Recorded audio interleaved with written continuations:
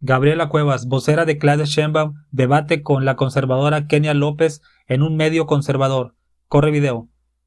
En un promedio tenemos 26 puntos de ventaja entre la candidatura de Claudia Sheinbaum frente a la candidata de la oposición. Y bueno, insisto, tendremos a la primera mujer presidenta de la República el próximo 2 de junio. Que si alguien te amenaza con quitarte el programa social, lo denuncies, porque los programas sociales son de todos los mexicanos. ¿Qué pasó? Que nosotros propusimos este tipo de panorámicos a lo largo y ancho de todo el país. Y le pedimos al INE que haga esta campaña que se hace necesaria. Este tipo de campañas se han hecho en otras administraciones del INE porque es necesario que los mexicanos sepan en este presente como en el pasado que los programas sociales no son de ningún partido político. ¿Qué dice? No sé por dónde empezar porque sí hay muchos temas. Primero, empecemos por dejar claro qué es verdad y qué es mentira. Yo creo que eso es lo básico. Esas imágenes son falsas. El INE, exacto, gracias, Kenia. El INE le llama la atención al PRIAN porque utilizan el logotipo del INE en esa publicidad. Es decir, la imagen real, porque esa es falsa. No. Bueno, veamos la denuncia del INE porque Kenia no nos quiere decir la verdad. Aquí está. La verdad documentada en el Instituto Nacional Electoral es que el PRIAN utilizó el logotipo del instituto, del INE, en su publicidad y puso en chiquito los logotipos de los partidos. ¿Por qué? Porque el PRIAN no tiene ya ni aceptación, no tiene buena reputación, nadie quiere votar por el PRIAN. Y entonces, ¿qué hacen? Se trepan en la legitimidad, en la buena reputación que tiene el INE. Entonces, pues primero lo que deberían hacer es respetar las instituciones de nuestro país. Hablan de la defensa del INE y están utilizando el INE porque su candidata no levanta. Ahora, me da mucha risa, y perdón que lo diga con tanta franqueza, esto de descalificar a las encuestas, por ejemplo, y perdón que no mencionen esta, la de la casa, pero sí me resulta muy simpático que descalifique el PRIAN a la encuesta del Reforma, que le da 24 puntos de ventaja a Claudia Sheinbaum sobre Xóchitl Gálvez, cuando precisamente el PRIAN, como método de elección para definir a Xóchitl como candidata, utilizaron a Reforma como encuestadora. Entonces, para algunos temas sí les gusta, para otros no. No me extraña en esta parte de una campaña fantasiosa, una campaña que nada más no cuaja. Y en esta campaña tenemos que definir entre dos mujeres. Una mujer que reiteradamente ha mentido, como es Xóchitl Gálvez, que un día dice y firma con sangre los programas sociales, pero al día siguiente está ahí su asesor diciendo que las pensiones pues siempre no. Ella dice que bueno, que no deben ser los programas para siempre, que eso es asistencialismo. Ese es el problema real, que la oposición, que el PRIAN no quiere aceptar primero la carga tan fuerte que representa el PRI y el PAN a los ojos de los mexicanos. A los mexicanos no se les olvida un Mario Villanueva, un Yarrington, no se les olvidan las décadas de saqueos del PRI.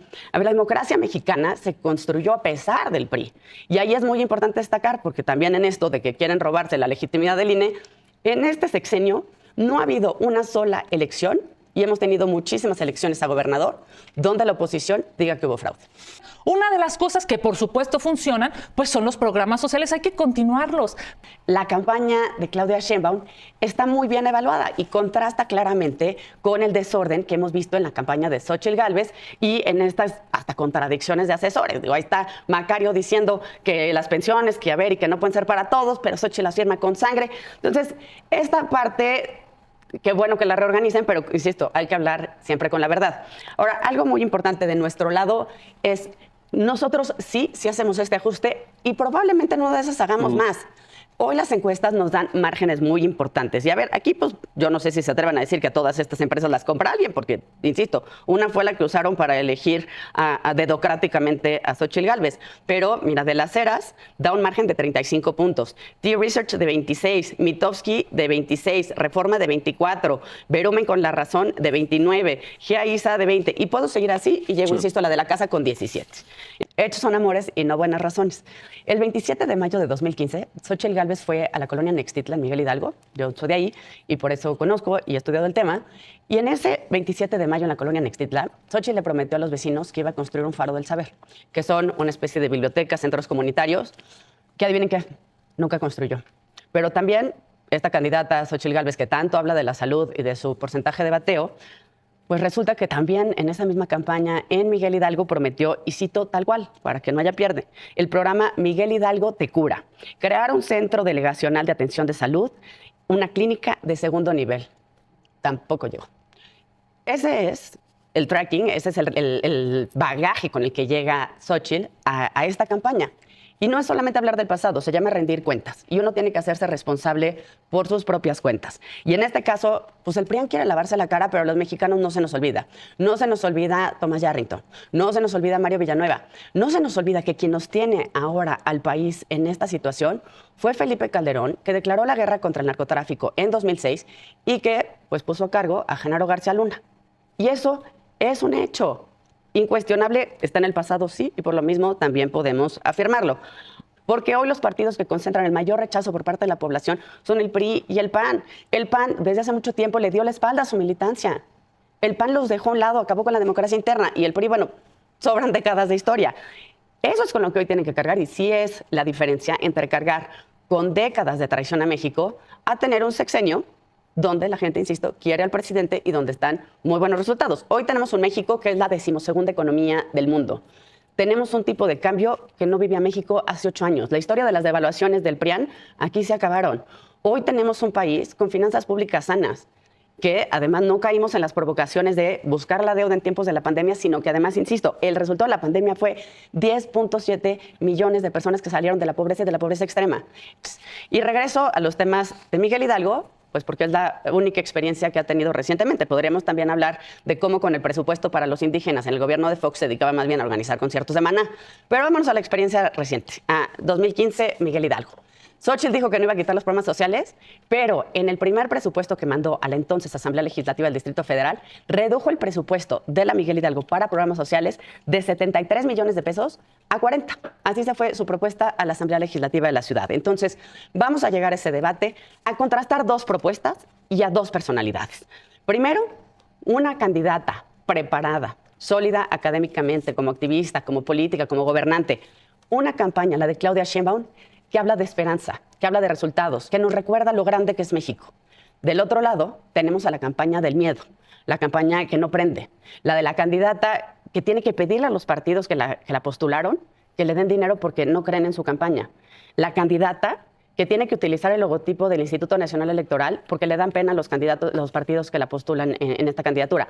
La candidata que desconoce las encuestas del periódico Reforma, cuando fue precisamente una de las 2 encuestadoras que le dieron la nominación de estos 3 partidos políticos. Pero además, nada más, yo creo que hay que llegar también. Tenemos en Claudia Sheinbaum una candidata de resultados. Yo lo que sí espero es también, para aquí de tarea a las mexicanas y mexicanos, que le apostemos a la memoria. Las décadas y décadas de PRIAN, todo el daño que le hicieron a México, a nosotros no se nos olvida.